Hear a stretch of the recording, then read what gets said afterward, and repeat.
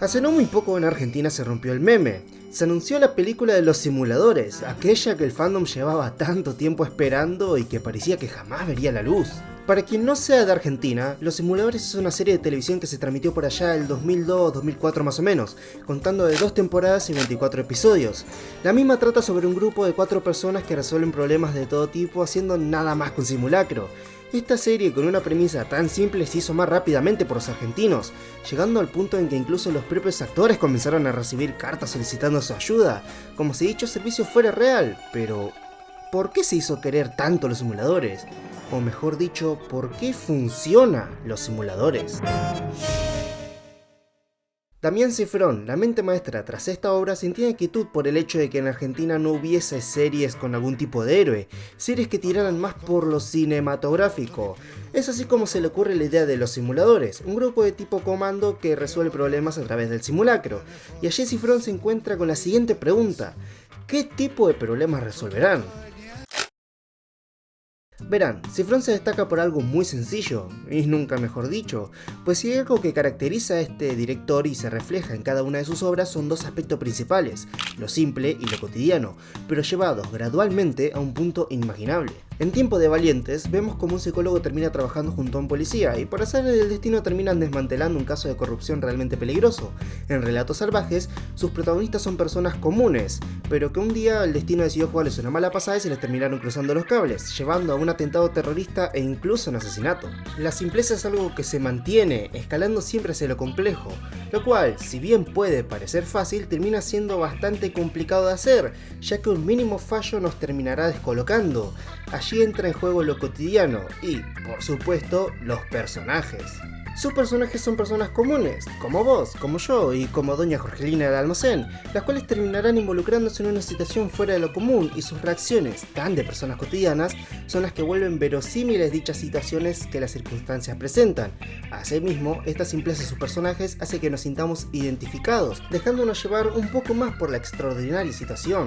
Es así que Cifrón encontró la respuesta a su pregunta: los simuladores resolverán problemas cotidianos. Esto nos da situaciones más que conocidas, al menos para la sociedad argentina, las cuales terminarán escalando algo totalmente enorme e inverosímil. Por ejemplo, uno de los capítulos presenta un caso de un policía corrupto que intimida a los comerciantes de una calle, y termina con una investigación alienígena en pleno Buenos Aires. Otro nos muestra un marido golpeador y termina con un clon supersoldado suelto en Argentina, para que te des una idea de la magnitud a donde escalan los capítulos. Y a todo esto hay que sumarle el contexto político que transitaba la Argentina por aquellos momentos. El 2001 fue un momento de crisis extrema en el país, las empresas estaban todas privatizadas, los ahorros de la clase media habían sido saqueados y la hambruna inundó el país. Esto sumado a la gran deuda sumió a la Argentina en un caos, provocando así una gran ola de saqueos. Esto fue lo que se denominó como el corralito. La depresión estaba por las nubes, mucha gente se había quedado pobre y con pánico de que alguien entrase a sus hogares. En este contexto llegan los simuladores, que lejos de alejarse de estos temas, los abordan de lleno, con un hombre entrado en años que pierde su laburo hasta otro que tiene que cerrar su local por las deudas, incluso tocando otros temas como lo pueden ser la corrupción, el bullying, la religión y la violencia de género.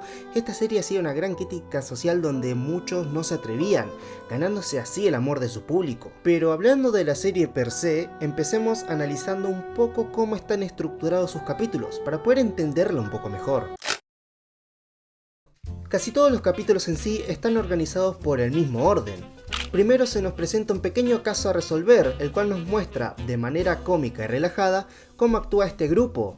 Podrá parecer una pavada hecha para rellenar minutos, pero la verdad es que sirve como un prefacio que nos presenta cómo trabajan ellos y da a entender qué límites están dispuestos a cruzar. Desde chantajear a un juez con algo sexual de manera indirecta hasta enterrar huesos de dinosaurios, metiendo en problemas legales de por medio.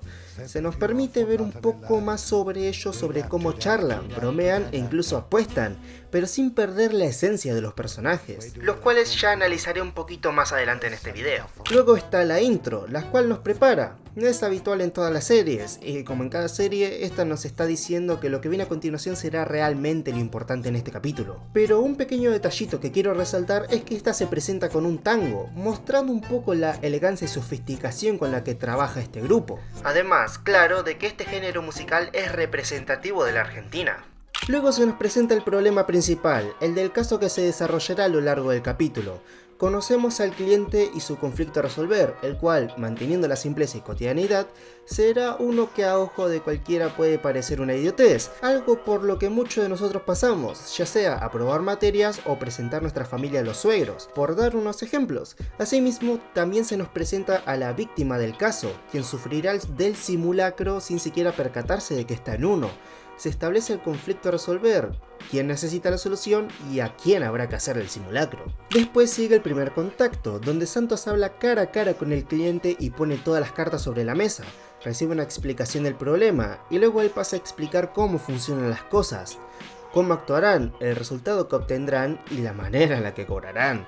En algunos casos, estos encuentros serán en lugares extravagantes, representando lo estrafalario que será el simulacro. Por ejemplo, en el capítulo del Pacto Copérnico, Santos cita a Sarasola en un parque de diversiones, en una atracción llena de adrenalina, la cual pareciera indicar la montaña rusa de emociones que atravesarán las víctimas durante el simulacro. En el capítulo del debilitador social, el joven es citado en un café elegante y sofisticado, en un lugar más normal dentro de todo, lo cual hace juego con la elegancia con la que se manejará este caso. Lo mismo pasa con el Vengador Infantil, donde Santos está practicando esgrima, haciendo una referencia al zorro, dando a entender que tomarán elementos heroicos para resolver el caso. Asimismo, estos encuentros tan random nos pueden sacar un poco de onda por lo raro que son, al igual que a sus personajes, y a su vez nos prepara para el tipo de caso. Quizás sea una especulación mía, pero no puedo evitar resaltarlo. A esto le sucede la investigación, donde se nos da un panorama mucho más amplio de la víctima, otra vez funcionando como una preparación del caso, tanto para el público como para los personajes. En muchas ocasiones veremos a Santos solicitarle elementos a Lampone, los cuales nos darán una idea más extensa de hacia dónde se dirigirá el simulacro, manteniéndonos expectantes sobre cómo se resolverá todo. Asimismo, nos prepara, nos da los primeros pasos a la escalera que ascenderá a lo extremo de la situación, a ese punto inverosímil. Podríamos tomarlo como una transición que hace creíble la situación tan exagerada a la que nos enfrentaremos. También se nos muestra la seriedad con la que los simuladores trabajan a pesar de lo desopilante que puede resultar el plan. Esto lo considero algo fundamental, ya que es responsable de que seamos presos de la suspensión de incredulidad. Lo que sigue es la ejecución del simulacro, todo se pone en marcha y por ende comienza a ascender a lo desopilante. El caso se va resolviendo poco a poco, y aunque ya sepamos más o menos de qué tratará el simulacro, nos vamos sorprendiendo al igual que los personajes por cómo este se va desarrollando. Si no hubiera una transición previa, como lo fue la investigación o el primer contacto, esto se sentiría como un cambio muy brusco y por ende no sería tan efectivo. En cambio, ahora que sabemos todo lo que hay detrás, podemos dejarnos llevar. Ver a los 4 simuladores actuar con tanta naturalidad hace que nosotros también lo tomemos como algo natural, y el hecho de que veamos cómo van ejecutando el plan hace que las reacciones de los civiles resulten mucho más graciosas, pues estos reaccionarán como una persona cotidiana haría ante la situación. Después está la resolución, el simulacro ya llegó a su clímax y ahora es momento de aterrizar. A veces lo hace con un giro cómico o con lógica, pero siempre resulta bien y sin perder esa simplicidad que caracteriza a la serie. Es decir, el problema tan cotidiano se resuelve y los personajes finalmente pueden vivir tranquilos su día a día. El caso siempre se cierra con Santos pidiéndole fuego a la víctima, dando por zanjado el simulacro. Por último tenemos un pequeño epílogo donde vemos a Santos hablar con el cliente, pidiéndoles ayuda para un próximo operativo. En algunas ocasiones este epílogo nos muestra otra situación distinta, pero no suele ser lo habitual. Cada capítulo se desarrolla casi de la misma manera, la cual es efectiva y no resulta repetitiva, ya que la variedad de casos y sus resoluciones terminan siendo impredecibles, lo cual, al contrario de aburrirnos, termina generándonos más ganas de ver qué pasará a continuación, qué otro problema puede surgir y cómo lo resolverán, lo cual quizás es uno de los motivos de por qué la gente pidió tanto tiempo la película. Pero obviamente no es el único motivo del por qué esta serie gustó tanto, de por qué funciona, ya que también tiene algo que la hace destacar, y es, sin duda alguna, sus personajes. Como ya dije, los personajes de Cifrón se destacan por ser simples y cotidianos, pero no por ello son menos complejos. Los personajes presentados tienen su personalidad bien marcada y sus pasatiempos, lo cual hace que sea mucho más sencillo empatizar con ellos, ya que son personas comunes. Esto es algo que se ve tanto en los personajes secundarios de cada episodio como en los propios protagonistas. Y hablando de los propios protagonistas, estos son 4, los cuales dan vida a la serie y son uno de los pilares que la sostiene. El primero es Mario Santos, el cerebro del grupo, quien se encarga de planificar los operativos y quien podríamos decir, muy a primera vista, que es el líder del grupo. Pero esto no es así, ya que los 4 se complementan entre sí y bueno, si falta uno, no funcionaría el grupo. Santos es un hombre elegante y sofisticado, alguien culto con una forma de hablar y comportarse correcta y caballerosa, tratando a todos con el mismo respeto. Es alguien estoico, es decir, que no deja que sus emociones le controlen, lo cual le permite mantener la cabeza fría incluso en momentos de mayor tensión. Primer escenario posible. Matás a un rehén. Además de robo es asesinato. Y autorizás a la policía a que te dispare con el total consentimiento de la prensa y la condena de la opinión pública. Es quien hace el primer contacto con el cliente, ya que, en sus propias palabras, quiere ver qué tal le cae, es decir, quiere ver qué tipo de persona estaría ayudando, analizarla y saber si conviene o no aceptar el caso. Asimismo, que sea estoico no significa que sea frío, son dos cosas muy diferentes. Santos no se eximirá de mostrar afecto cuando la situación la amerite, o de hacer alguna broma ocasional e incluso aconsejar sabiamente a alguien. ¿Y contra qué te rebelás? ¿Contra el sistema? ¿Contra la matriz? Contra el sistema, digamos. Decime una cosa, ¿vos sabés quiénes son los dueños de las fábricas que hacen esas remeras? Viven en barrios privados, te lo aseguro.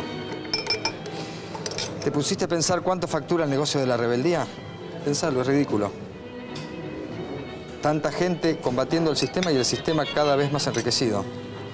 Hoy por hoy, si te querés rebelar, tenés que usar saco y corbata. El segundo sería Emilio Ravena, encargado de la caracterización, quien dará la cara en la mayoría de los casos. Contrario a Santos, Ravena es un hombre que se muestra más extrovertido, capaz de exagerar su actuación cuando la situación lo amerite, comprando a la víctima con su carisma. Y no es que Santos no sea carismático, todos lo son, pero es Ravena quien más saca provecho de esto para sus operativos. Después de todo, ese es su trabajo. Con su gran carácter y capacidad actoral, Ravena es capaz de tomar control por completo de la situación. Es bromista, satírico e incluso agresivo dependiendo del momento. Es quien más se deja llevar por el momento en sí, fluyendo como el agua en un río. Y es por esa naturalidad que logra comprar tanto a la víctima como a los espectadores. Gabriel Medina es quien se encarga de la investigación, un periodista capaz de saber cosas que uno no creería capaz. Podríamos decir, de manera resumida, que es uno de los mejores espías que existe en la ficción. Y contrario a una personalidad que podríamos esperar de una fría y calculadora, Medina es un hombre amable y sentimental, muy sentimental, cuyo hobby consiste en escribir canciones y que cada vez quiere abrirse más con sus compañeros. Es esta amabilidad casi infantil la que nos hace encariñarnos con él. Asimismo, es un hombre que se toma su trabajo muy en serio, alguien profesional y eficaz que pareciera contrastar con ese hombre bonachón y que a su vez hace que lo queramos tanto. El último sería Pablo Lampone. Te agachas y te la pone. El encargado de conseguir los materiales necesarios es un hombre frío, rudo si se quiere, que pareciera avergonzarse de mostrar afecto, pero bajo toda esa coraza tenemos un hombre sensible y acomplejado, que se cierra por su pasado y que anhela reconocimiento por parte de sus camaradas. Esta sensibilidad se deja ver al final de la serie, cuando es él quien decide disolver el grupo para que cada uno pueda buscar su propio camino. Los 4 son muy diferentes uno del otro, pero Cifrón logra hacerlos encajar a la perfección, pues si bien son distintos, se complementan los unos a los otros, haciendo que este grupo no pueda funcionar si falta uno. La amistad y respeto que se tienen se deja ver a lo largo de la serie, y esto hace que no solo nos encariñemos, sino que los convierte en uno de los pilares para que la serie funcione en sí, ya que una obra no puede interesar si no te interesan sus personajes. Son muy distintos a nosotros, sí, pero también son muy humanos, y eso hace que podamos empatizar con ellos, sintiéndonos identificados con alguno aún así si es un respecto tan nimio como, por ejemplo, el hecho de que Ravena tire algún comentario cada vez que puede. Damián sabe hacer personajes simples y volverlos complejos a través de lo cotidiano. Esto los vuelve mucho más interesantes y a su vez, aunque no lo parezca, hace que la comedia sea mucho más efectiva, ya que sí, Los Simuladores es una serie de comedia. La comedia en los simuladores es sencilla, se aprovecha de los elementos cotidianos para crear chistes muy simples y realmente buenos. Los mismos son creados por los propios personajes y sus reacciones. Por ejemplo, cuando Feller se come un paragüita en mitad de un simulacro, resulta gracioso por la naturalidad con la que el personaje abre una golosina en una situación que no corresponde como lo es un juicio internacional. O la escena de los llaneros solitarios te hace estallar de la risa por el contexto. Se trata de una fiesta muy elegante llena de gente refinada, por lo que tanto el aspecto de los cantantes como la letra tan grosera resulta chocante con la situación, enriqueciendo aún más el momento con la reacción de los presentes. O cuando Cosette amenaza con suicidarse, aprovecha la exageración del personaje para hacer una crítica, haciéndonos reír por la forma en que dice una verdad. Asimismo, la comedia logra ser más efectivo en los momentos de mayor seriedad. El ejemplo recién nombrado se trata de una fiesta que arruinan para que un chico vaya a ver a sus padres en Navidad. Como es de esperar, la situación se termina yendo a la mierda según lo planeado. El chico termina perdiendo su oportunidad de trabajo y todo lo que planificó para la dicha fiesta se arruinó, por lo que ahora está pasando el peor momento de su vida, prácticamente lo perdió todo. Y aquello por lo que tanto se esforzó se derrumbó ante sus ojos. Esto hace que el momento donde el joven se reencuentra con sus padres se sienta amargo. Y cuando el chico ve el programa que le remonta a su niñez en la tele resulta algo totalmente agrio y triste. La comedia en una serie del estilo funciona igual que un screamer en una obra de terror. Si se usa bien puede realzar lo que viene después. Esto es algo que Cifrón sabe muy bien. Es por eso que la comedia de esta serie es tan efectiva. Porque es una comedia simple que se aprovecha de lo cotidiano, de las reacciones de alguien normal que tendrían ante esa situación, y es esa misma cotidianidad lo que hace mucho más efectivo el momento conmovedor. Se aprovecha de la sátira y la crítica social para hacernos reír con algo tan simple, desde Ravena criticando la industria del modelaje, ridiculizando a un productor, hasta el mismo diciendo algo tan simple como 16 años trabajando, ¿y cómo me pagan? Mandándome a la loma del orto con un sueldo en pesos. ¡En pesos! La comedia es lo más subjetivo que existe, pero si se hace bien es algo que todo el mundo puede entender y disfrutar, enriqueciendo los demás sentimientos que la obra quiere transmitir. Esto Damián Cifrón lo entiende perfectamente, y es por eso que cuando quiere hacernos llorar, lo logra incluso poniendo chistes de por medio, algo que nos lleva al final de la serie. Antes que nada, tenemos que comprender algo. Un final no debe ser épico ni sorprendente porque sí. El final de una obra debe ser el aterrizaje de todo lo sucedido a través de la misma. Si el final resulta ser sorprendente, es porque toda la obra construyó ese momento, no porque a los guionistas le pintó hacerlo. Es por eso que, por ejemplo, el final de Game of Thrones es malo. Y no me vengan con que el final es bueno. Por Dios, es un copia y pega de Mirai Nikki. Los sucesos del final tienen que ser consecuencia de lo que pasó en la serie, con coherencia. Un final tiene que aterrizar, no intentar volar más alto. Un buen ejemplo sería Breaking Bad e incluso Avatar. Ahora, ¿cómo hacemos aterrizar una serie tan episódica y con poca historia de fondo como los simuladores? Esta es una pregunta que cualquier escritor se hace cuando comienza o está terminando una obra. ¿Cómo aterrizar? Bueno, Cifrón lo hizo como básicamente hizo toda su obra, de manera simple, guiada por lo cotidiano y lo establecido. El primer conflicto proviene de Milazzo, quien en esta temporada se lo presenta como un villano, como una amenaza acechante, implacable.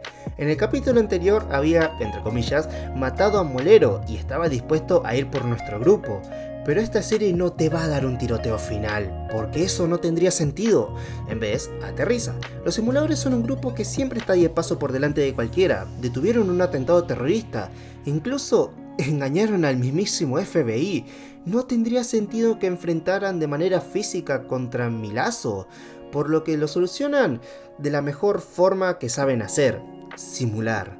Logran engañarlo y mandarlo a matar a Bin Laden. El chabón era un pelotudo que estafaba gente y se creía Rambo. Obviamente que le iban a engañar. Luego de eso se nos muestra a Lampone, quien se enamora perdidamente de una mujer en un café, la cual le suplica a su hermano que vaya a ver a su familia a Navidad. El último operativo consiste en que este joven vuelva a pasar la Navidad con su familia. A lo largo del simulacro, Lampone se da cuenta de que quiere algo más. Es así como decide reunir a todos para decirles que desea salir del grupo para conocerse un poco mejor, estando dispuesto incluso a entrenar a quien lo suceda. Santos admite que por alguna razón ninguno pudo formar una vida normal, pudiendo resolver los problemas de los demás, pero no los suyos propios. Ravenna confiesa que todos son indispensables, y que de ninguna forma podría trabajar con la ausencia de uno. Todos admiten que el momento que pasaron es imborrable, pero que ya llegó la hora de ponerle fin a esto, siempre manteniendo la esencia de los personajes. Santos sigue siendo calculador, pero sin ocultar sus sentimientos al respecto. Ravenna admite que nada sería igual si faltase alguno, sin dejar de tirar comentarios cada poco. Medina confiesa a cada uno que los ama, sufriendo por la separación del grupo, y Lampone nos muestra su lado sensible, su necesidad de ser algo más. La serie aterriza con lo que era obvio, con lo que era inevitable, la separación del grupo, tarde o temprano iba a suceder, y que sea porque todos lo hayan decidido al unísono resulta perfecto. Lloramos, pero no de tristeza, sino por nostalgia, por el cariño que le tenemos a los personajes, por los buenos momentos que nos hicieron pasar. Y Damien Cifrón utiliza el recurso que usó durante toda la serie, el momento en que Santos le pide fuego a la víctima para zanjar el operativo. Vemos al propio Mario preguntándose, pidiendo que le dieran una señal para saber si durante todo ese tiempo hicieron lo correcto. Es entonces que un hombre le frena pidiéndole fuego, dándole aquella señal anhelada y dando por zanjar. Y recuerda que el flan no lleva crema, ¡por Dios!